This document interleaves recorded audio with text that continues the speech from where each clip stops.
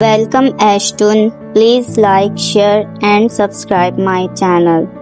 एक छोटे से गांव में हमाद नामी एक बच्चा रहता था। हमाद बहुत नेक और रहम दिल था और हमेशा दूसरों की मदद करने की कोशिश करता था। इसकी दादी ने इसे एक खूबसूरत नसीहत की थी, बेटा नेकी दरिया में डाल दो, कभी ना कभी अल्लाह तुम्हें उसका बदला देगा। एक दिन हमाद अपनी बकरियों को चरा रहा था कि उसने रास्ते में एक छोटे से परिंदे को जख्मी हालत में देखा। हमाद ने फौरन परिंदे को उठाया, इसकी मरहम पट्टी की और अपने घर ले आया ताकि वो ठीक हो सके। कुछ दिनों बाद परिंदा ठीक हो गया और हमाद ने इसे आजाद कर दिया। इसी तरह हमाद एक दिन रास्ते में खेल रहा था कि उसने एक बुजुर्ग को देखा जो भारी बोझ उठाए हुए थे। हमाद ने फौरन उनकी मदद की और बोझ उठाकर उन्हें उनके घर तक छोड़ आया। बुजुर्ग ने हमाद को दुआएं दी, मगर हमाद को हमेशा अपनी दादी की बात याद थी कि उन्हें की दरिया में डाल दो। कुछ अरसे बाद हमाद के वालिद बीमार हो गए